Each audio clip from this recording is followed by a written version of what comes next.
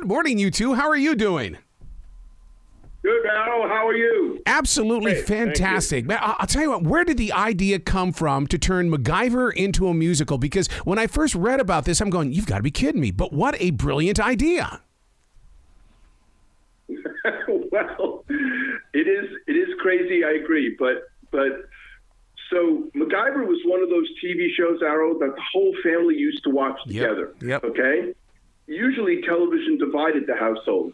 You know, Dad wanted to watch sports, Mom wanted to watch the soap operas and the dramas, the kids watched the cartoons and the comedies, and MacGyver was one of those shows where Dad said, no, I want to see what he's going to come up with this week, and Mom said, boy, he's really cute and he doesn't use a gun, and the kids went, wait, you're going to watch this show together and we can watch it with you?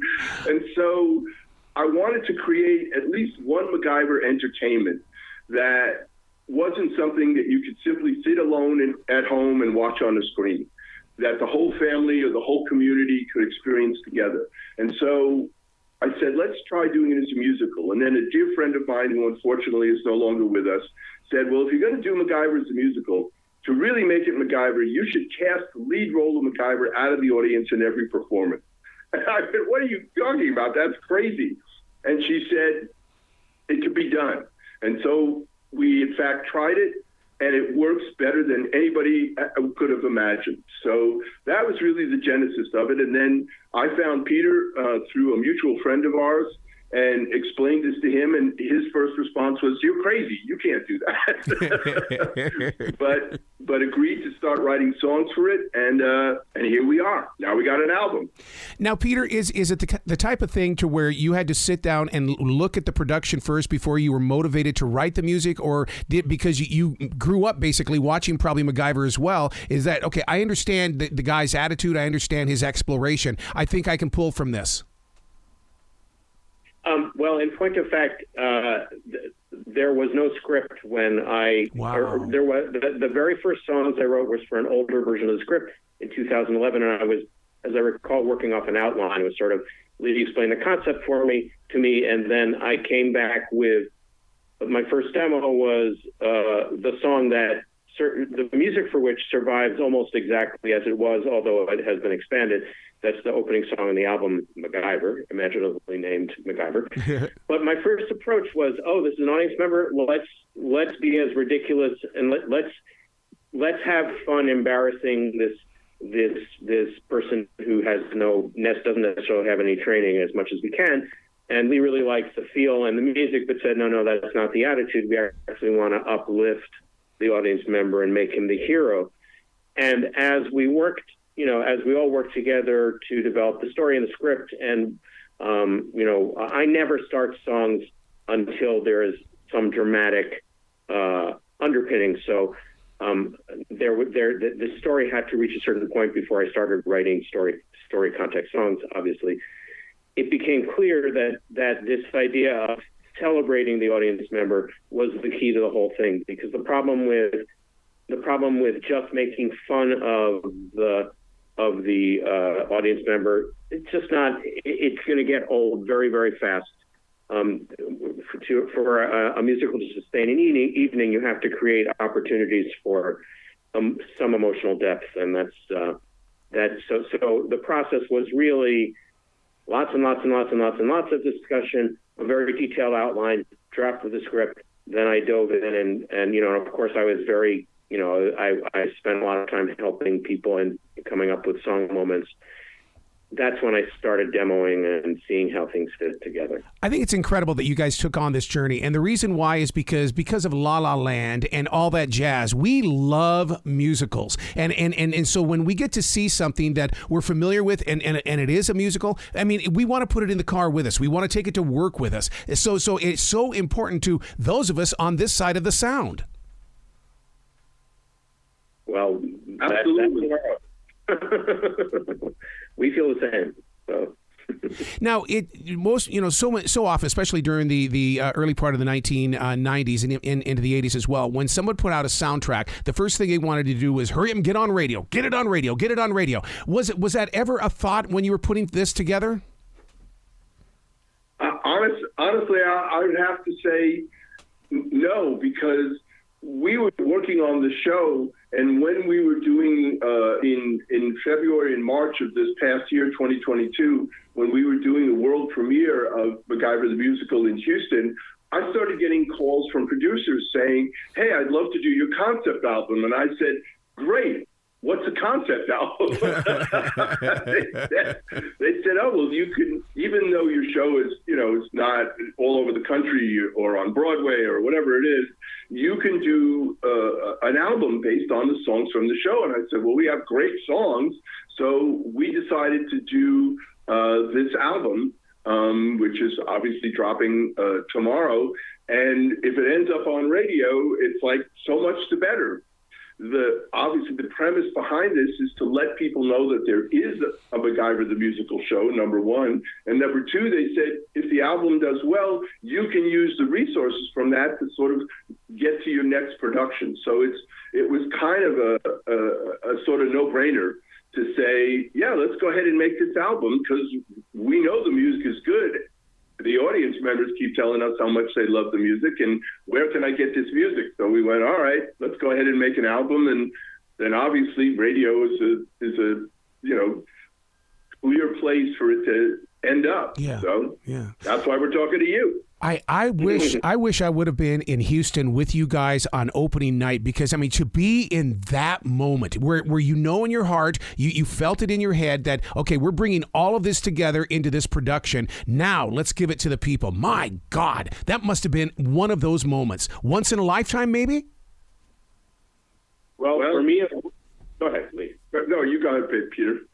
Well, for me, it was more than that, because 2 days before opening night, the music director, who is on stage as a member of a punk band, came down with COVID, and I realized if we were going to open, it was going to be me on stage playing this very, very complicated keyboard part and singing backgrounds and all that. So it was definitely a night to remember for me. It was kind of a blast. It was also absolutely terrifying. So, but the feeling you're talking about is exactly right. None of us, we did a workshop production, so we knew this could work. But until you see how that audience just goes crazy over the fact that somebody one of them is the star of the show, the feeling is almost indescribable. And I say to people, you don't really know what this is until you've been in that theater and seen it happen, because it's one of those experiences where it doesn't matter how much we describe it, until you're part of it, you just don't really know what it is. Crazy as it sounds. We've become so spoiled here in Charlotte when it comes to the Broadway series. I mean, will you guys eventually put this on the road where you can come to the individual theaters? So the plan is, we hope to, off of the album, start figuring out where the next venue is, and the goal, actually, is to have a number of these up and running around the country simultaneously. So rather than just doing a road tour where you take it to one place for a few weeks or a few months, the goal is to see if we can set it up in a place, and because it's a different show every night, because we have a different MacGyver every night, and we've had MacGyvers of all genders and all ages, see how long it lives there, because we think it can live in places for quite some time, and then take it to other cities. So we might have several of these productions running around the country simultaneously, so that if you're, an hour away or 2 hours away, you can go see the show, as opposed to saying, well, I have to go to New York, or I have to go to Vegas, or I have to go to LA to see this. How do you pick out the MacGyver inside the theater? Is it like The Price is Right? They're watching you as you're coming into the theater and you just reach out there and grab one?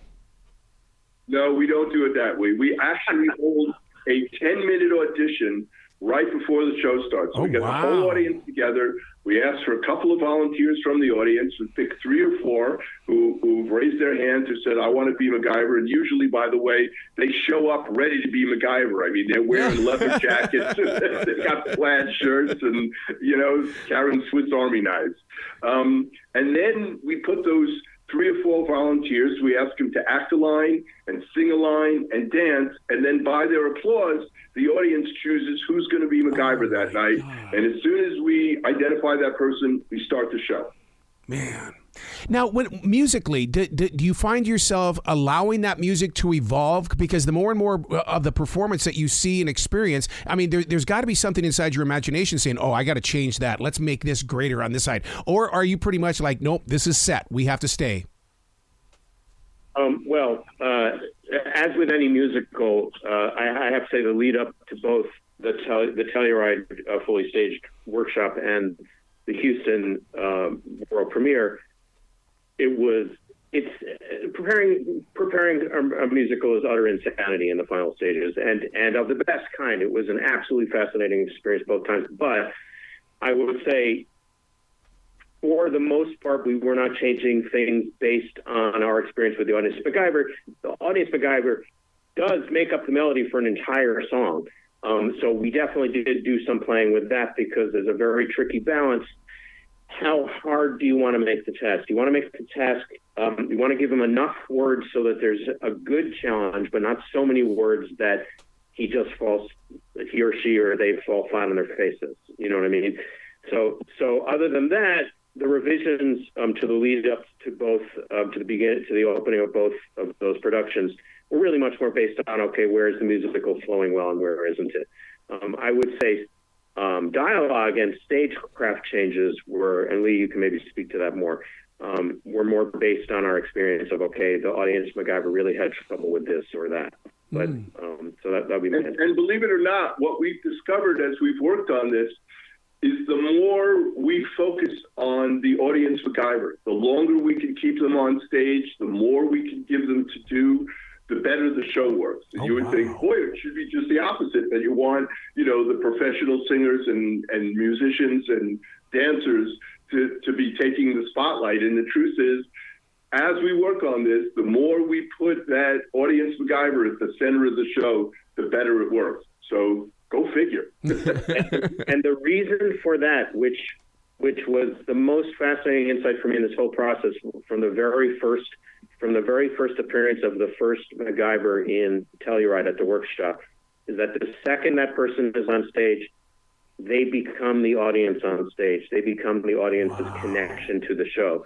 So to the extent that MacGyver is not on stage, the audience feels like they're not on stage. You know what I mean? It works a little differently from a traditional musical in that regard.